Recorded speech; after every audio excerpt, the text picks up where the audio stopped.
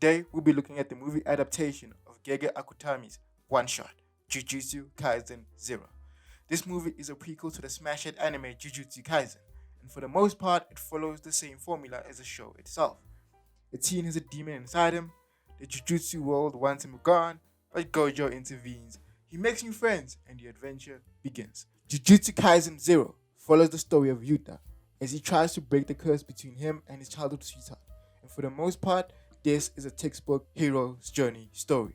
Protagonist goes through devastating events, develops a desire to change something about himself or the world, meets mentors and friends along the way, and it ends with a fight with the big baddie. What I will say though, I love that this movie is goddamn canon. That's more than I can say for a lot of anime movies. Looking at you, Dragon Ball. Looking at you. What I enjoyed about this movie is that it helped bring more color to the characters we already know and dangles new characters and storylines to be explored in the next season of the anime. It's great to see a softer side of Maki, Toga getting more screen time, and seeing the relationship that Suguru has with Jujutsu Tech and Gojo. Speaking of Suguru, he is amazing in this. Smart, powerful, skilled. As an antagonist, he actively moves the story forward and attacks the protagonist where it hurts. And that for me makes for a great villain. While his motives may be the R-word, they do attempt to make his motives justified with the two girls on his team. The flashback was a cute attempt, but it didn't quite land. But cute attempt nonetheless. Yuta, on the other hand, is very much textbook main character who grows from being a weakling, achieves his goal, and comes out on the other side OP and less naive.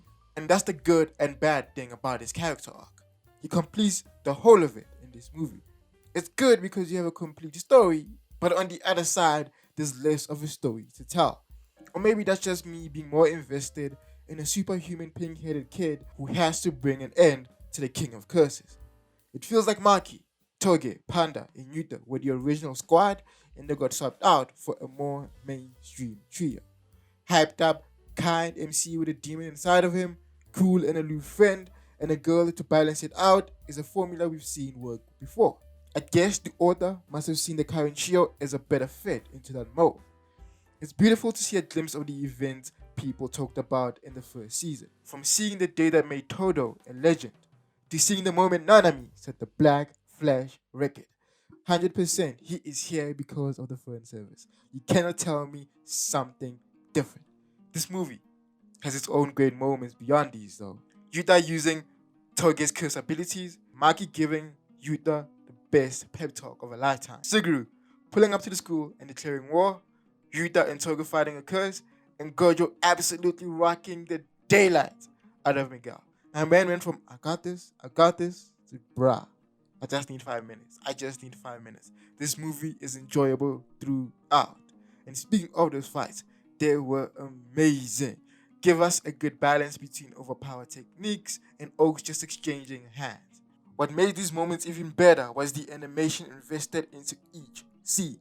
I know the conversation is always how amazing Demon Slayer animation is, but Mappa really put the whole manga gussie in this. There's nothing I love more than watching an anime and not saying, man, that looks janky.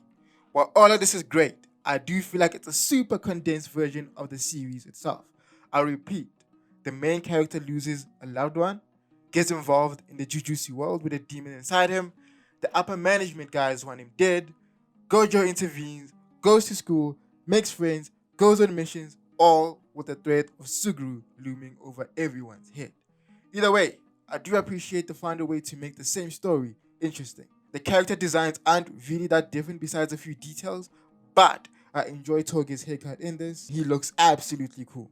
And last but not least, the sound design was absolutely magnificent. Complemented the scenes and fights very well. From what I said so far, I think it's apparent that I really enjoyed this movie. It does a good job of being its own thing while simultaneously making you more excited for Yuji's storyline. All in all, it's an 8 out of 10 movie. And before I end off, I just want to say there's one such moment in this movie.